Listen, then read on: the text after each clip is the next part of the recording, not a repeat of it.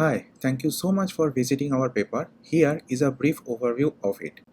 To explore a large virtual environment that is larger than the tracked physical space, there are many locomotion methods, among which omnidirectional treadmills are one of them. Using these devices, people can freely walk in any direction in the virtual world. However, is walking on these devices equivalent to natural walking? To investigate this question, we use the Cyberith Virtualizer Elite 2 omnidirectional treadmill in our study. Also, we refer to the walking on this device as treadmill walking from here on. To investigate our research question, we ran a distance estimation study and a path integration study among all the participants. Each participant experienced the distance estimation study with both natural walking and treadmill walking, as well as the path integration study with both natural walking and treadmill walking. In the distance estimation study, we tested three distances, that is 4, 5.5 and 7 meters. Also, participants used blind walking to estimate the distances in both treadmill and natural walking conditions. After estimating the distance of a virtual traffic cone mentally, participants pressed a button to initiate blind natural walking to the estimated location of the cone. After reaching the estimated location, the experimenter measured the walked distance using a tape measure.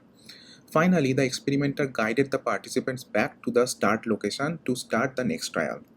In a similar way, participants perform blind walking on the virtualizer to estimate the distances. The only difference here is that once they reach the estimated location, they pressed a button on the dominant hand controller to record the data as well as restart the next trial. In the path integration study, there were 12 poles around the participants. They needed to perform a triangle completion task. We tested two path segments, that is 2-leg pass and 4-leg pass for this task. Participants started navigating from the center of the circular pole configuration. A button press event triggered a pole to turn red and the participants walked and collided with it. Next, another yellow pole appeared and the participants walked and collided with it. Likewise, another one yellow pole appeared for a 2-leg path and 3 yellow poles appeared for a 4-leg path. Once the participants hit the last yellow pole, all the poles appeared and the participants selected the initial red pole with their gaze and a button click event on the dominant hand controller. Finally, they returned to the center to start the next trial. In a similar way, the participants performed the path integration study with natural walking in our lab space. There is no difference between the design of these studies except the locomotion method experienced by the participants. A point to note here is that before running any study on the virtualizer, participants experienced a demo virtual environment to become familiar with the treadmill walking locomotion method. It consisted of 12 posts placed randomly at different locations. A post would appear one at a time and the participant's task was to locomote to its location and collide with it. So, we found that treadmill walkers walked further than natural walkers. Treadmill walkers had higher angular errors in the path integration task than natural walkers, and treadmill walkers became more cybersick than natural walkers in the path integration task mainly. This last finding was interesting, and so we wanted to investigate what was the reason behind this finding. We thought the frequent turns and the short path lengths in the path integration study led participants to become more cybersick while treadmill walking.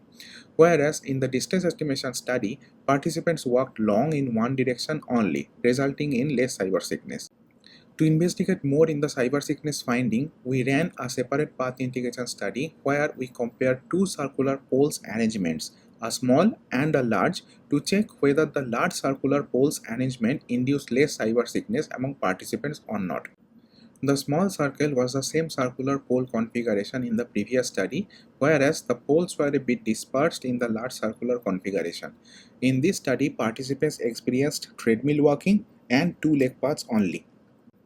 We found that participants acquired similar spatial knowledge in both circles, and larger circle imposed more cybersickness than the smaller circle. In summary, treadmill walking performed worse than natural walking in terms of acquired spatial knowledge, and walking further and experiencing more time between turns might cause more cybersickness during treadmill walking. Please see our paper for more details. Thank you for watching this video.